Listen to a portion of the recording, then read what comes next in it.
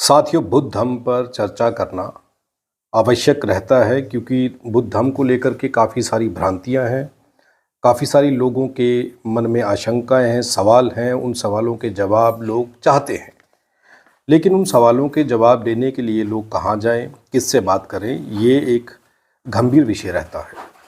सबसे बड़ा सवाल इसमें ये रहता है कि बुद्ध धम्म में महिलाओं का क्या योगदान हो सकता है। कि जिस समय बुद्ध का शासन था, बुद्ध काल था, और सभी वर्ग के, सभी वर्ण के लोग बुद्धिस्ट हो गए थे। संघ में बड़ी मात्रा में ब्राह्मण लोग भी गए थे, व्यापारी वर्ग भी गया था, क्षत्रिय वर्ग भी गया था, और उन्होंने शूद्रों अछूतों को भी उसमें प्रवेश दिया था, स्त्रियों को भी प्रवेश दिया था।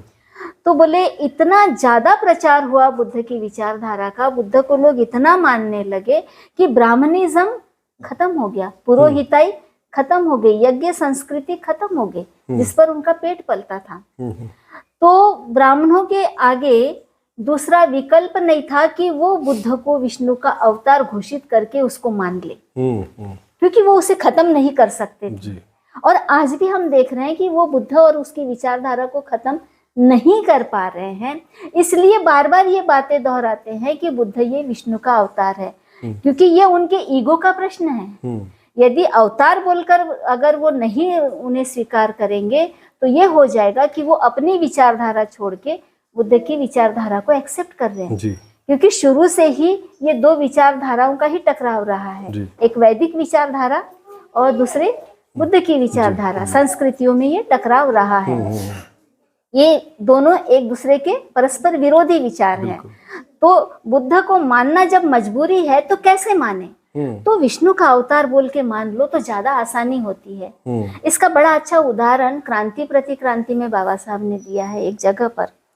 वो कहते हैं कि पुराने समय में जो शंकर है, महादेव जिसको कहा गया है, वो भी यहाँ के एक मूल निवासी राजा थे, और वो बड़े ही प्रसिद्ध पॉपुलर राजा थे। लोग उन्हें बहुत मानते थे, उनकी बहुत पूजा करते थे। पहले के जमाने में राजा लोगों की ईश्वर की तरह पूजा की जाती थी, उन पर बहुत अच्छे अच्छे गाने, कविताएं लिखी जाती थी। तो जो जनता थी वो उसको इतना मानती थी कि इनके लिए, वैदिकों के लिए बड़ा कठिन हो गया था कि उसको नकारा जाए। बाबा साहब लिख रहे हैं कि उनके लिए कठिन हो गया था कि इसको नकारा जाए, इसलिए उन्होंने कहा हम देव है तो ये महादेव है। उसको महादेव बोल के उन्होंने स्वीकार किया। अब ये अगर हम हिस्ट्री में जाते हैं, पुरानी हिस्ट्री में, तो बहुत लंबा हो जाएगा ये, लेकिन एक उदाहरण दिया है, ये बाबा साहब ने लिखा है कि कैसे जब वो किसी की हस्ती को मिटा नहीं सकते हैं तो उसे स्वीकार करने के तरीके दूजे अपना लेते हैं। उसको देव बना के उन्होंने स्वीकार किया, इनको अवतार बना के स्वीकार कर लिया। और हो सकता है कि आने वाले समय में बाबा साहब का भी विचार वो खत्म ना कर सके तो बाबा साहब को भी एक अवतार घोषित कर दे, ये भी भविष्य में हो सकता है। तो ये चर्चा चल रही है आजकल की, ये कहा जा रहा है कि अंबेडकर जो सरनेम है ये ब्राह्मण सरनेम है, और ये गलत है, किया जा रहा है। ये गलत है। बाबा साहब जिस गांव से हैं, कोकण में जो रत्नागिरी जिला है, वहाँ के एक अंबाडवे गांव से हैं जी। और पहले बहुत सारे लोग गांव का नाम अपने सरनेम की तरह यूज करते थे। इनका सरनेम सपकाळ था जी। लेकिन जब स्कूल में नाम डाला गया सातारा में, तो उस समय सपकाळ नाम से लोग जाति पहचानेंगे, इसलिए रामजी आम्बेडकर ने जी बच्चों का नाम बाबा साहब का भी और आनंद का भी अंबेडकर करके नाम डाला था। अब ये भी इन लोगों की राजनीति है कि किस तरह वहां पर भी एक अंबेडकर गुरुजी तैयार कर दिया गया, और ये बात छिपाई गई कि इनके गांव के नाम से उनका सरनेम रखा गया था। ये कोई इस तरह का गुरुजी नहीं था जिसने अपना नाम दिया हो जी। तो ये भी एक झूठा प्रचार है जी।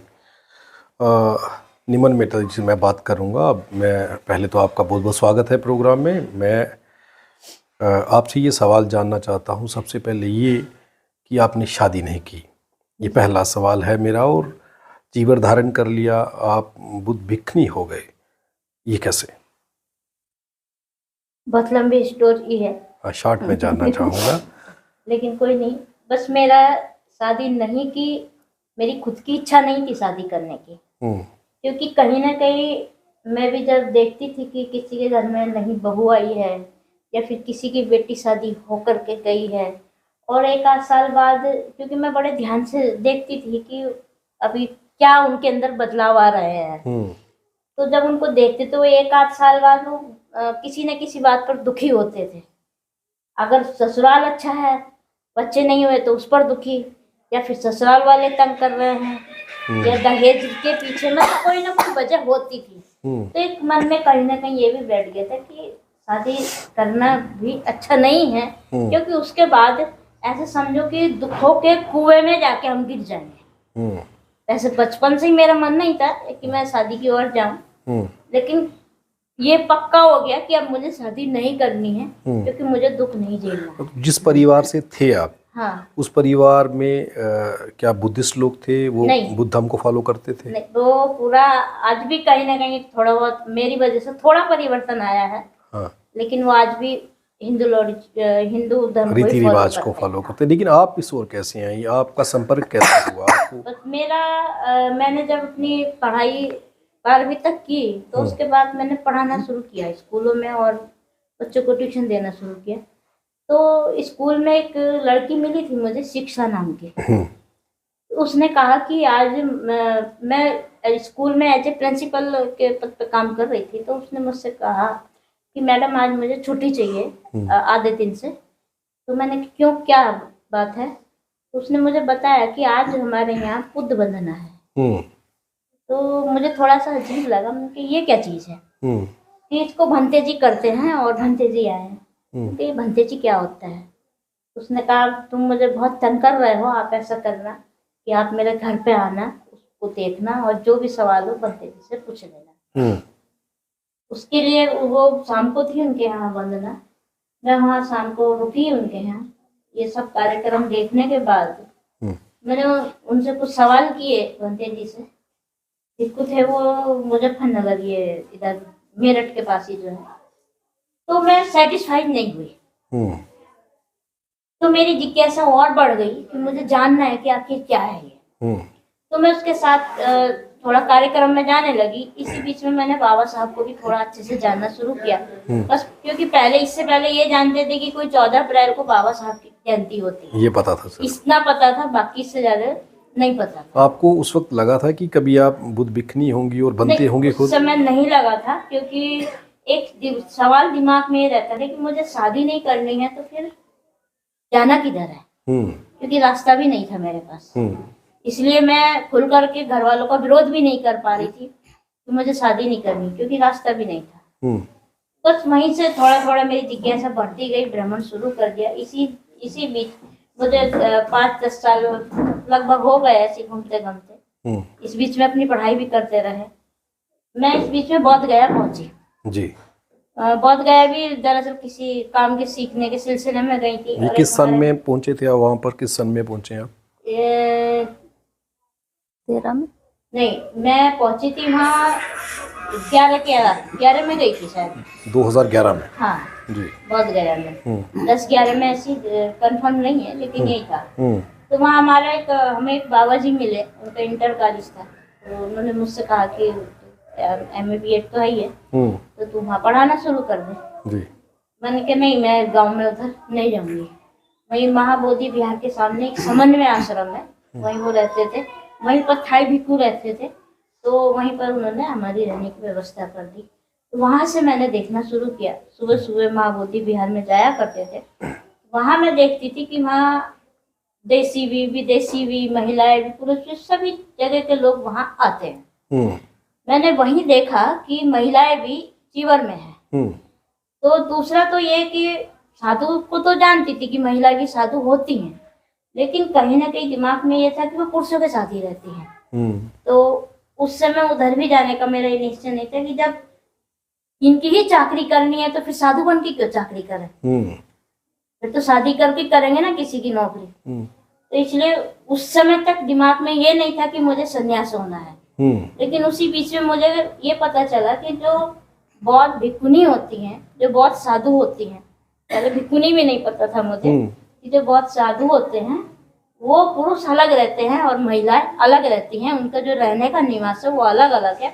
बस इतना है कि अगर फील्ड में वो काम करने जा रहे हैं या कहीं कोई कार्यक्रम है तो वहाँ जरूर साथ में होंगे, वैसे वो अलग अलग है। वहाँ पर पुरुषों की सेवा नहीं करनी होगी। तो मुझे ये बहुत अच्छा रास्ता मिला कि जो मैं खोज रही थी इतने सालों से, अब मुझे वो रास्ता मिल गया है जी। अब मुझे इधर बहुत साधु बनना है, दिमाग में ये था उस समय कि मुझे बहुत साधु बनना है और इसी को मैं लेकर के प्रचार करूंगी। तब मैंने इसके लिए प्रयास किया। तो कोई ये भी बता दे आपको कि जल्दी से एक लड़की जब भिक्षुणी बनने जाती है तो कोई चीवर देना भी नहीं चाहता जल्दी से जी। मैंने बहुत प्रयास किया, 2 साल तक प्रयास किया, कई जनों से मिली, कई भिक्षुओं से भी मिली, लेकिन सब ये कह करके टाल देते थे कि हम एक लड़की को कहाँ रखेंगे, हम उसकी शिक्षा दीक्षा कैसे कराएंगे, नहीं हम इसको जीवन नहीं दे सकते हैं। तो किसी ने कहा श्रीलंका जाओ, किसी ने कहा महाराष्ट्र में नागपुर में जाओ, लेकिन एक दिमाग में ये रहता है कि एक अकेली लड़की कैसे जाए, क्योंकि तमाम सारे सवाल होते थे कि पता नहीं कोई बरगलाने वाला मिल जाए, बहलाने वाला मिल जाए, नहीं पता चलता जी। तो एकदम से ऐसा अचानक कदम नहीं उठाया कि मैं अकेली थी श्रीलंका तक जाऊं। फिर भी मैंने महाराष्ट्र में ही कोशिश करते रहे। उसी बीच में मैं जिससे प्रभावित हुई थी उसी एक हमारे गुरुजी हैं भिक्खु आनंद मैत्रेय जी, जो दिल्ली से हैं, तो कभी कभी हमारे घर आया जाया करते थे। तो मैं उनकी शिक्षा से प्रभावित हुई थी, इसलिए उनसे सीखने के कि मुझे ज्यादा से ज्यादा सीखना है, क्योंकि वो ऑलराउंडर लगे मुझे हर सब्जेक्ट।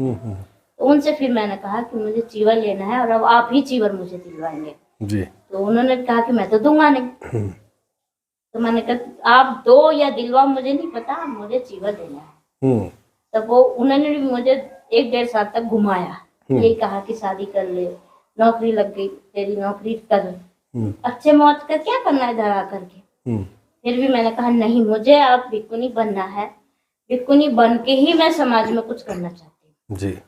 तब उन्होंने कहा कि अच्छा ये अब मानेगी नहीं, जो हमारे बाबा जी थे स्कूल वाले, उन्होंने भी कहा, वो दोस्त थे हमारे गुरु जी के, वैसे ही बोलते थे कि जब वो चाहता है, यानी मुझे कहा कि जब वो चाहता है चीवर लेना तो तू क्यों नहीं दिलवा रहा है, उस पर क्या फर्क पड़ रहा है जी। तो कहा अच्छा भाई ठीक है। फिर ये बोध गया में अखिल भारतीय भिक्षु महासंघ था, वहाँ पर डॉक्टर धम्मवीर भिक्षु थे, उनके द्वारा मुझे चीवर दिलवाया गया। लेकिन उन्होंने भी पहली शर्त यही रख दी कि हम आपको रख नहीं सकते,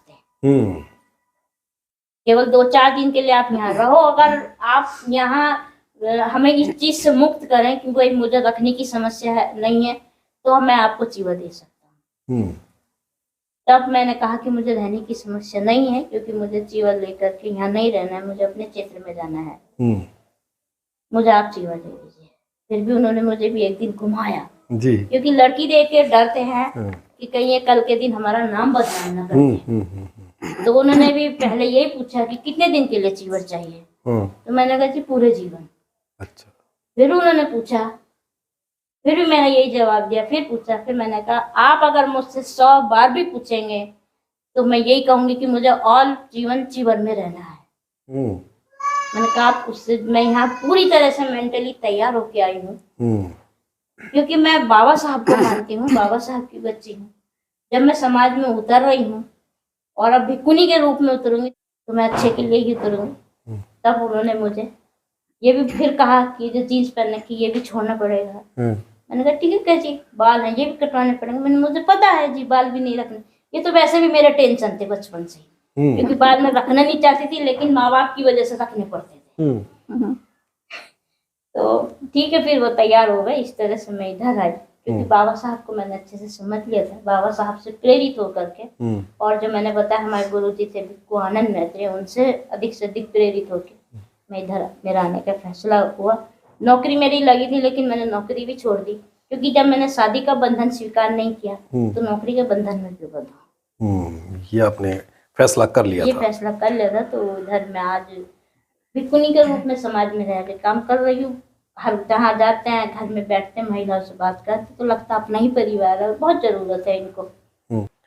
अब जो दर्शक देख रहे हैं या जो महिलाएं देखेंगी, तो पहले से ही बहुजन समाज की महिलाएं जो हैं वो बुद्ध धर्म की ओर कम आकर्षित होती हैं, ये सुनने के बाद वो ये सोचेंगे कि बहुत कठिन रास्ता है।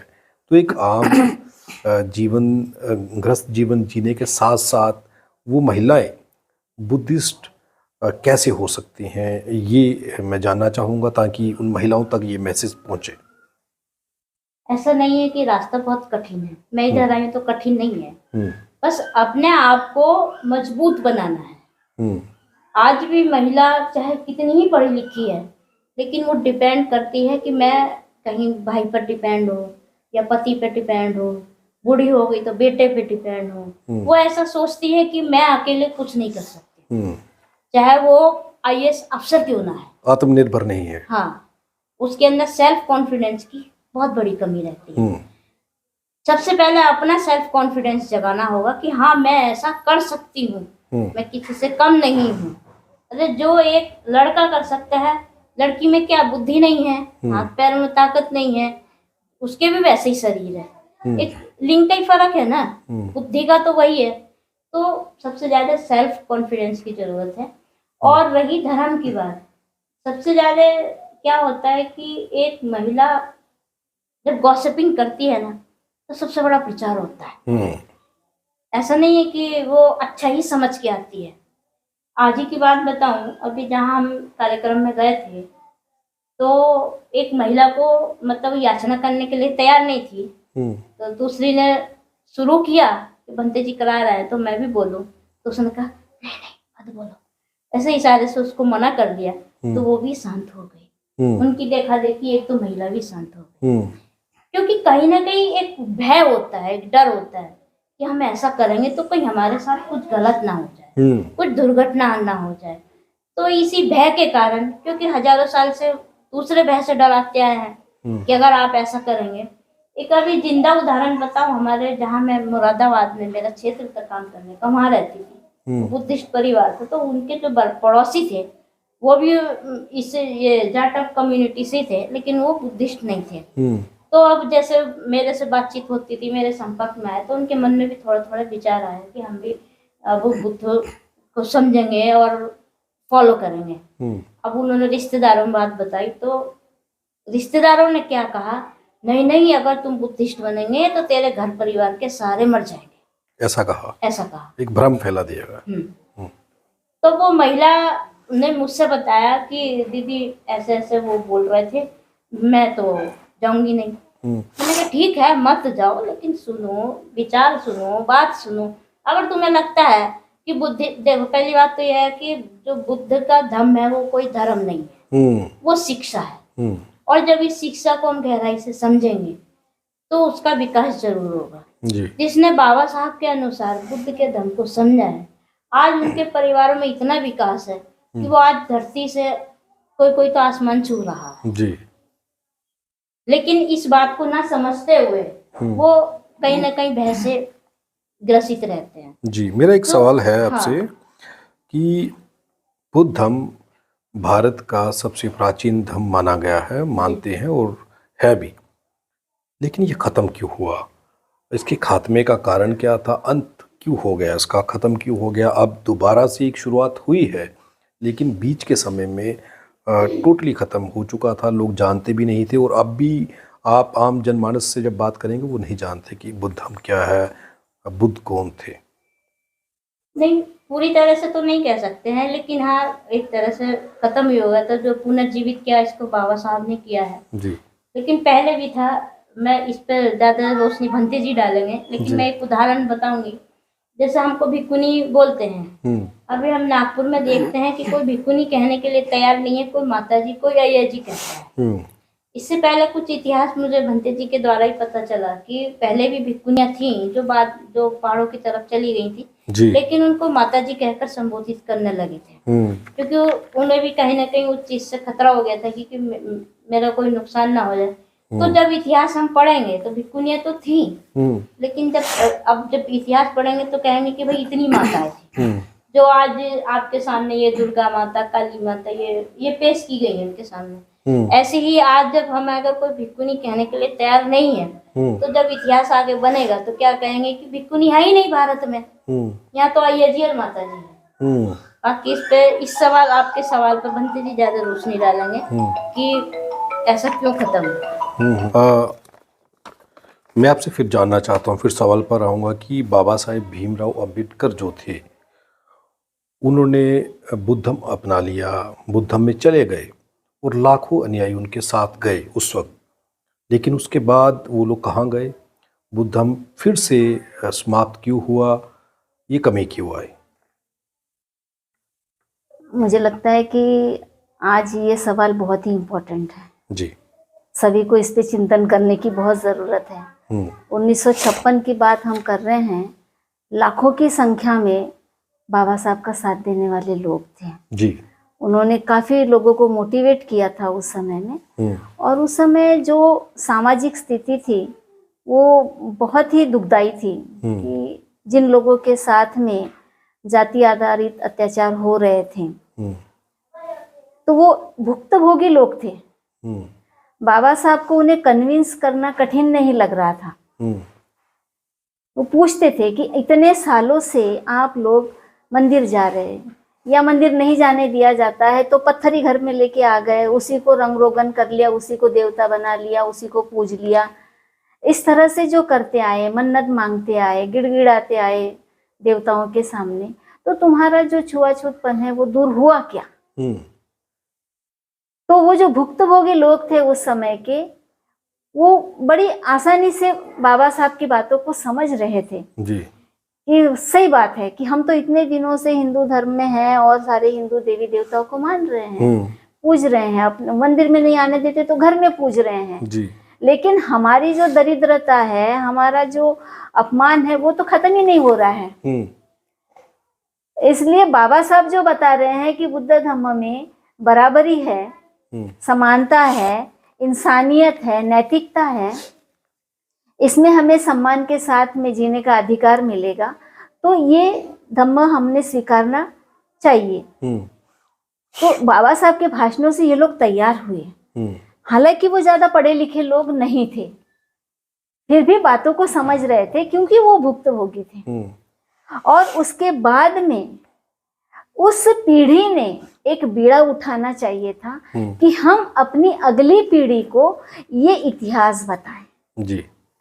लेकिन उस पीढ़ी ने अपने बच्चों को वो बात नहीं बताई। जैसे कि मैंने मेरा उदाहरण दिया कि मेरे पिताजी 56 में बुद्धिस्ट हुए और उन्होंने धम्म प्रचार का काम शुरू कर दिया। गवर्नमेंट सर्विस में होने के बाद में भी मान्यवर कांशीराम जी के साथ में भी काम किया जी।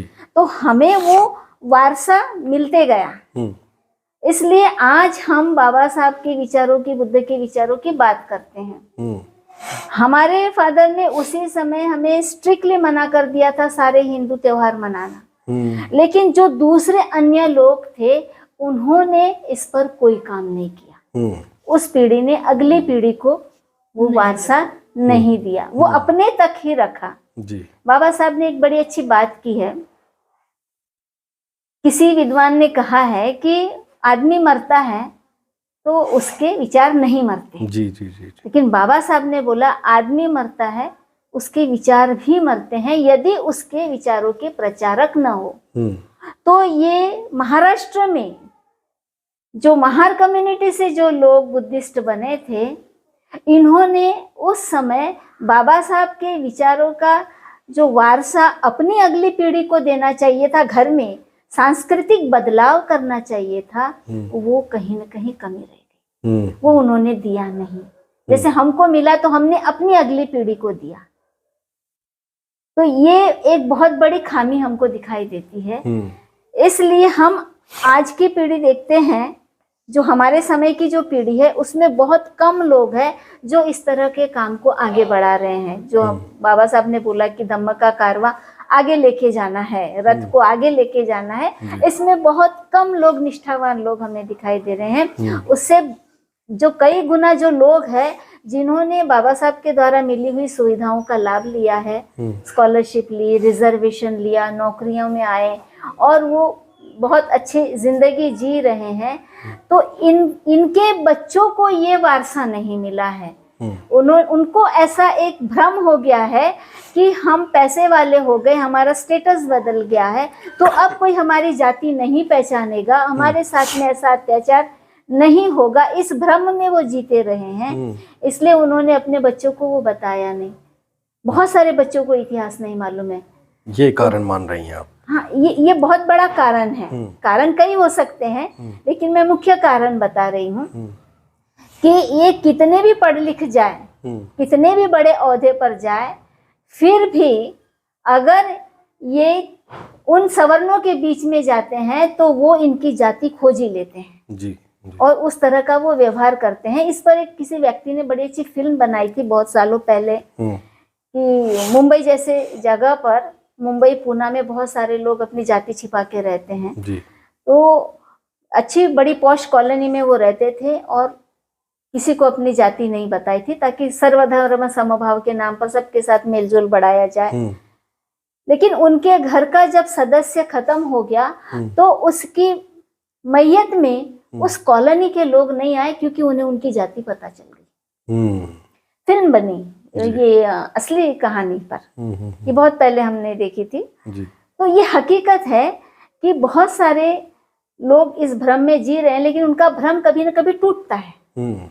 मैं खुद जब एट्रोसिटी एक्ट पर काम कर रही थी और एक डेंटिस्ट के पास जब मैं गई थी और उन्होंने मुझे पूछा क्या काम करते हो, तो हमने कहा कि हम एट्रोसिटी एक्ट पे काम करते हैं। तो उन्होंने कहा कि यदि हमारे लोग पढ़ लिख जाए, पैसे वाले हो जाए तो ये अत्याचार कम हो जाएंगे। मैंने बोली किस भ्रम में जी रहे हैं आप? बाबा साहब से पढ़ा लिखा आदमी कोई था? बाबा साहब इतने पढ़े लिखे थे, इतने डिग्रियां उन्होंने ली थी, अच्छे पोजीशन पर गए, मंत्री बने, पैसों की भी कुछ कमी नहीं रही, लेकिन क्या लोग भूले वो किस जाति के थे? क्या लोगों ने उनकी जाति को उछाला नहीं? हिंदू कोड बिल के समय में लोगों ने उनका साथ दिया क्या? ये बोला कि अछूत के हाथ से हम ये बिल पास नहीं होने देंगे जी।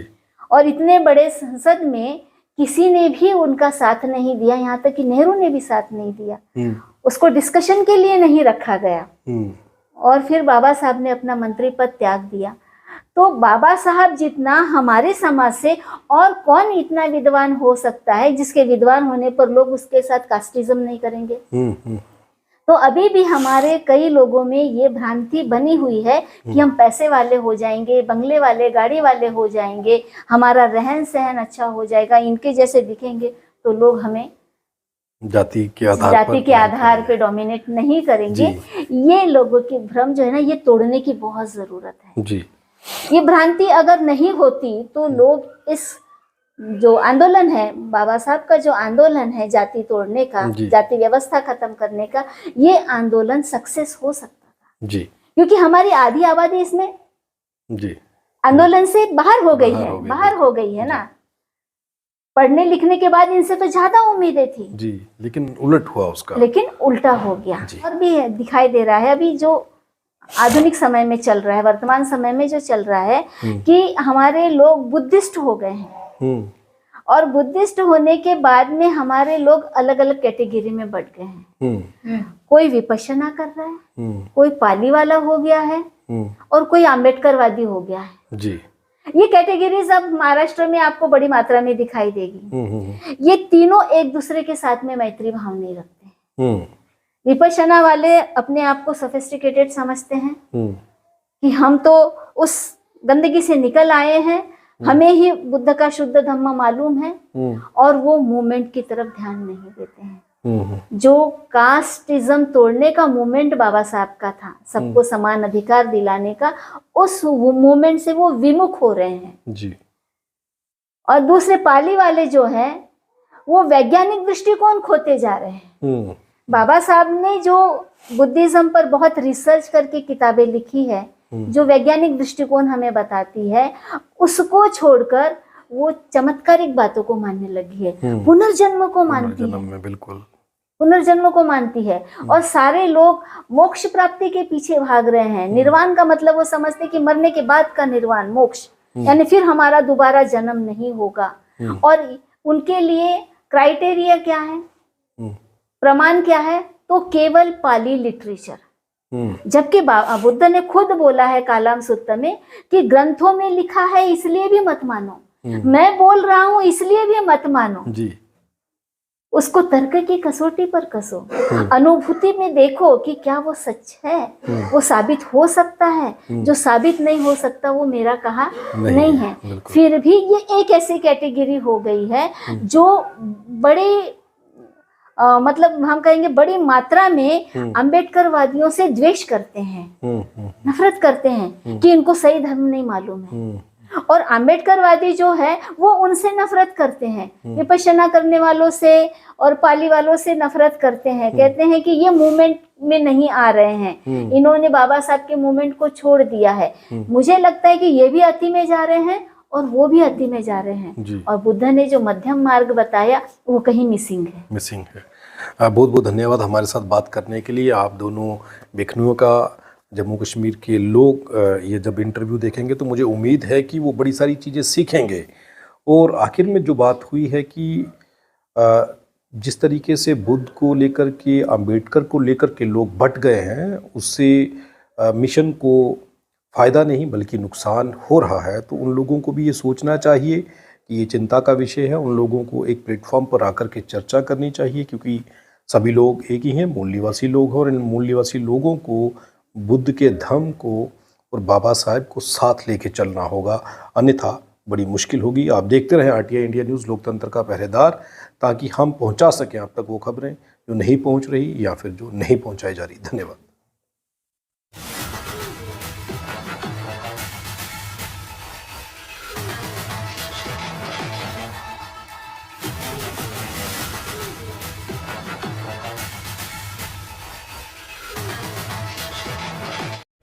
अगर आप भी चाहते हैं कि RTI इंडिया न्यूज़ आप सबकी आवाज़ इसी प्रकार उठाता रहे तो RTI इंडिया न्यूज़ की आर्थिक सहायता करें। हर माह 99 रुपये दे करके RTI इंडिया न्यूज़ की सपोर्ट करें, ताकि RTI इंडिया न्यूज़ इसी प्रकार आपके मुद्दों को उठा सके और सरकार के कानों तक पहुंचा सके।